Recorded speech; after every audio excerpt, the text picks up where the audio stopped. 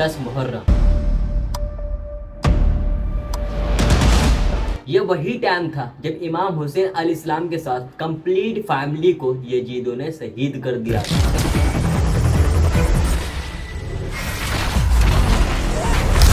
In fact आज भी उन यजीदों के कुछ रिश्तेदार बाकी हैं जो गली मोहल्लों में ढोलक पीटते फिरते हैं। करबला के नाम पर दरगाह मजारों पर शेर बनकर डांस कर रहे हैं।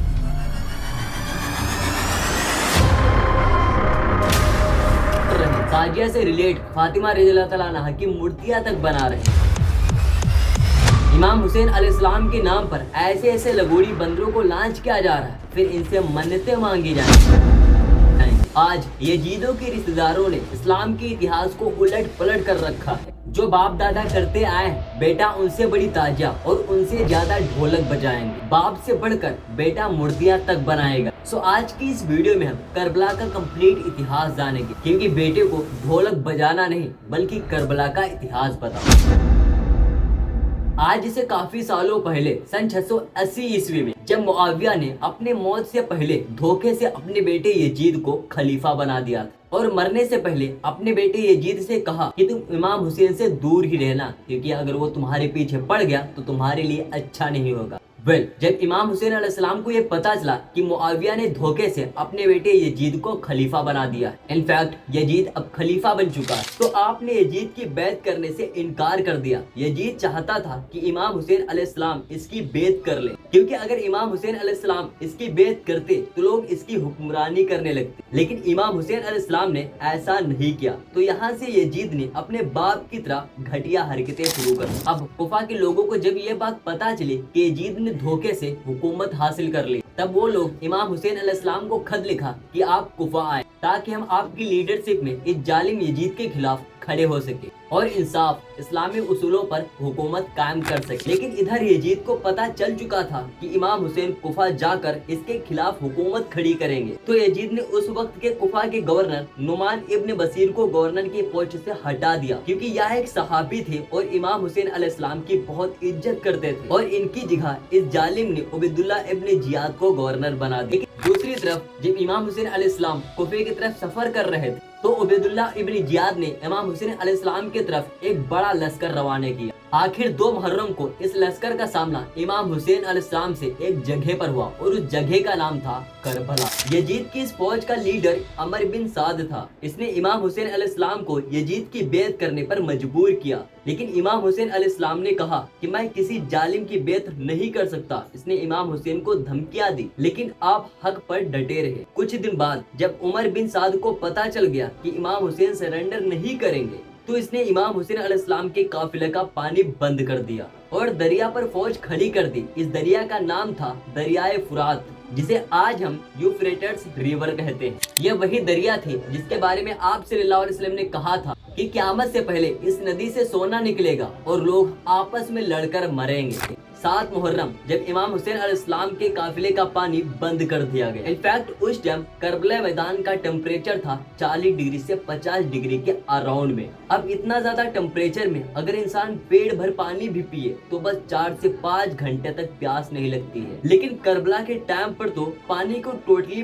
बंद कर दिया गया था। इमाम हुसैन अलैहिस्सलाम और इनके साथियों ने 4 दिन तक बगैर पानी के गुजारे, जबकि साइंस के हिसाब से अगर एक इंसान 24 घंटे बिना पानी के गुजारता है तो उस इंसान के जबरदस्त प्यास लगती है और मुंह खुश्क होने लगता है, थकावट होना शुरू हो जाती है और इसकी फिजिकल परफॉर्मेंस और बर्दाश्त क्षमता कम होने लगती है। 2 दिन बाद प्यास और ज्यादा बढ़ जाएगी, मुंह पूरी तरीके से खुश्क हो जाएगा, स्किन भी ड्राई और बहुत कम इलास्टिक हो जाएगी और बॉडी बार बार पानी पीने का सिग्नल देगी। उस वक्त माइंड में सिवाय पानी के दूसरा ख्याल नहीं आएगा। इसके अलावा हल्का दर्द, चक्कर आना, उलझन होना, ये सब शुरू हो जाएगा, जिससे ब्लड वॉल्यूम और प्रेशर कम होने लगेगा, हार्ट बीट बढ़ने लगेगी ताकि ब्लड प्रेशर मेंटेन रह सके। 3 दिन बाद अब प्यास की कोई इंतहा नहीं होगी, ब्रेन काम करना कम हो जाएगा, उलझन होने लगेगी, मसल्स और सर में बहुत दर्द उठेगा, आंखें धंस जाएंगी और स्किन और भी ड्राई और झुर्रियां वाली हो जाएगी, जिसमें तेजी से सांस लेगा ताकि ब्लड वॉल्यूम कंपन कर सके।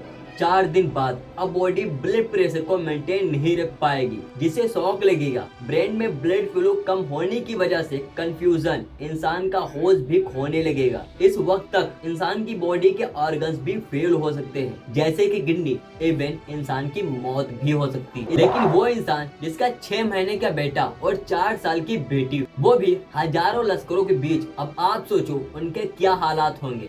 10 मुहर्रम को इमाम हुसैन अलैहिस्सलाम के बेटे अली अकबर ने लश्कर का सामना करने की इजाजत मांगी। जनाब अली अकबर इतने खूबसूरत थे कि इनकी माँ इन्हें पर्दे में रखती थी और आप नबी अलैहिस्सलाम के हमशक्ल थे। जैसे ही जनाब अली अकबर मैदान में गए तो एक एक करके दुश्मनों को मारने लगे। जब उमर बिन साद ने यह देखा तो वह समझ गया कि यह अली का पोता है। इसने फौज को एक साथ हमला करने का हुक्म दिया और दूर से तीर अंदाज ने आप पर तीर बरसाए, जिससे जनाब अली अकबर पर हर तरफ से हमला होने लगा और आप शहीद हो गए। जब इमाम हुसैन अलैहिस्सलाम जनाब अली अकबर के पास आए तो आपने अली अकबर को देखकर कहा, काश आज हजरत इब्राहिम अलैहिस्सलाम मेरे सामने होते और मैं उन्हें बताता कि आपने तो अपना एक बेटा कुर्बान किया था, जबकि आपके आंखों पर पट्टी बंधी थी, लेकिन देखो मैं किस तरह अपने बेटों को कुर्बान कर रहा हूँ। जनाब अली अकबर की शहादत के बाद इमाम हुसैन अपने दूसरे बेटे अली असगर को हाथ में उठाकर यजीदी लश्कर के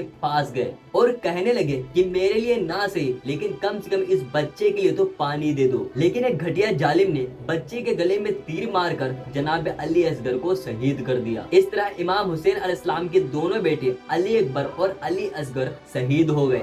अभी तक इमाम हुसैन अलैहिस्सलाम के काफिलों को पानी पिए हुए 4 दिन हो चुके थे। इमाम अली अलैहिस्सलाम के बहादुर बेटे जनाब अब्बास ने इमाम हुसैन अलैहिस्सलाम से पानी लाने की इजाजत मांगी। ये इमाम अली अलैहिस्सलाम के ऐसे बेटे थे जिनकी बहादुरी को देखकर लोग इमाम अली समझते थे। हजरत अब्बास घोड़े पर सवार हुए और तेजी से दरिया की तरफ बढ़े। वहाँ एक लश्कर पहले से ही पहरा दे रहा था। हजरत अब्बास इस लश्कर को चीरते हुए आगे बढ़े और रास्ते में आने वाले हर मुनाफिक को कत्ल करते गए, जिसे देखकर सारी फौज पीछे हट गई और जनाब अब्बास दरिया के पास पहुंच गए। आपने मस्जिद में पानी भरा और पानी को देखते ही जनाब अब्बास को पीने का दिल किया, क्योंकि वह पिछले 4 दिनों से प्यासे थे।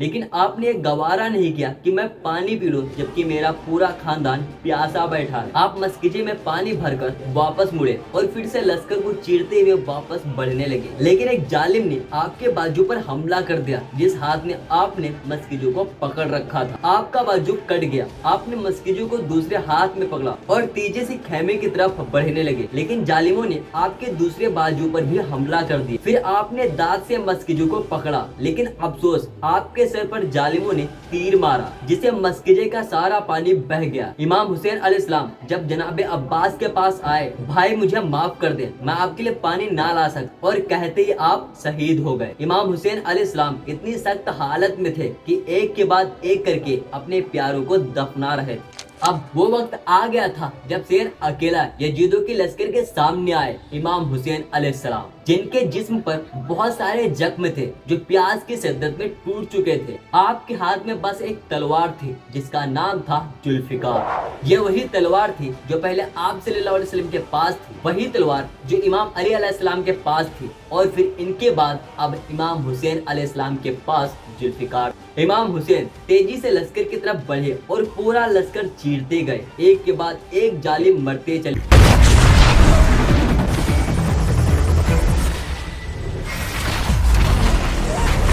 4 दिन का प्यासा शेर इतनी बहादुरी से लड़ रहा था। जब उमर बिन साद ने यह देखा तो इसने कहा, ये अली का बेटा है, इससे दूर रहो और तीरों से इस पर हमला करो। पूरे लश्कर ने इमाम हुसैन अलैहिस्सलाम पर तीर बरसाए। आपका जिस्म मुबारक तीरों से भर गया। इमाम हुसैन अलैहिस्सलाम जमीन पर गिर गए और अल्लाह के सामने आखिरी सजदा किया और शहीद हो गए। अब शहीद होने के बाद यजीदों ने इनका सर तन से जुदा कर दिया और आपकी मौत पर ढोलक बजाए, जश्न मनाया, क्योंकि यजीदों का सबसे बड़ा दुश्मन अब दुनिया छोड़ चुका था।